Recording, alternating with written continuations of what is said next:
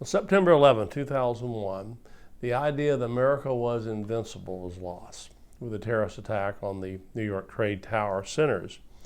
Of course, the country was shocked. I remember being shocked.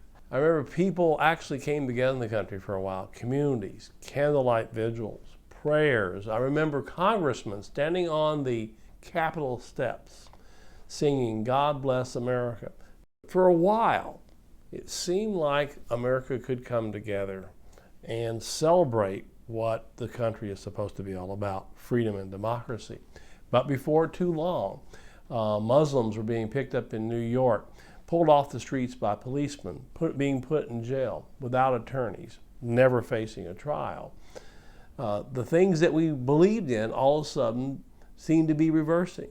Before we knew it, we were in wars in Iraq and Afghanistan. In fact, memos have surfaced from the White House now and the Bush administration showing that the attack on Iraq was actually planned before 9/11. The so-called weapons of mass destruction that Saddam Hussein supposedly had turned out to be fictitious. And all of a sudden we're at war with American troops dying, spending millions of dollars on contractors for what? Probably oil and greed.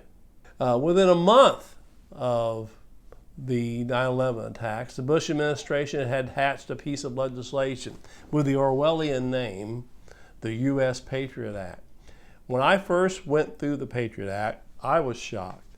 I mean, it allowed the FBI and federal agents to come in your home and search your home without you even knowing it, taking items from your home, using the so-called magic lantern to download materials from Americans' home.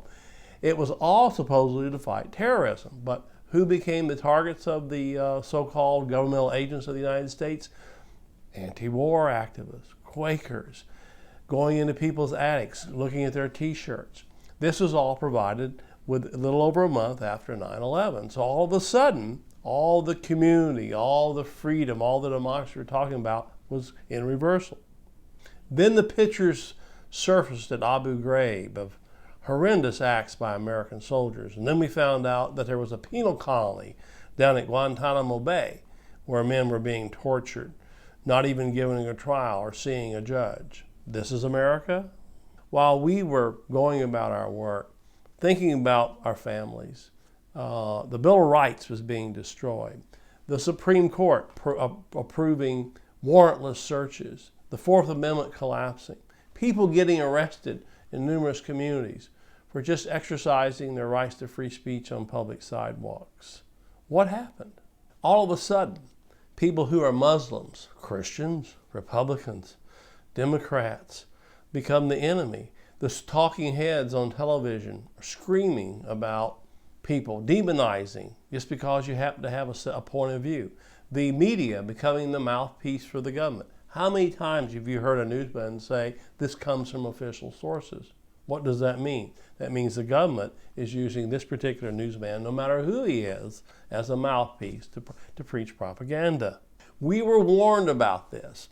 If the public schools taught their subjects properly, students would have known that Dwight D. Eisenhower warned when he left office in the early 60s that the military-industrial complex had taken over. And he said, be careful, it will destroy democracy.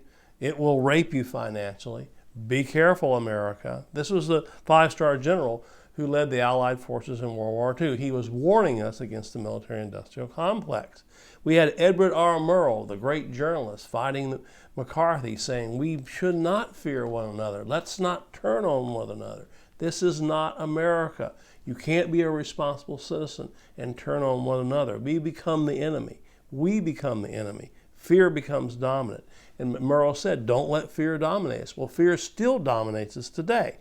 What we should take from the 10th anniversary of the 9/11 attacks is this. It should be a wake-up call to governmental abuse and corporate abuse. We've seen our country raped. We've seen the economy collapse. We've seen Wall Street bankers making millions upon millions of dollars in bonuses while average Americans can't get a job. We should again help the downtrodden. We should help the poor. We should push back the surveillance state, the police state, the things that we are seeing happening.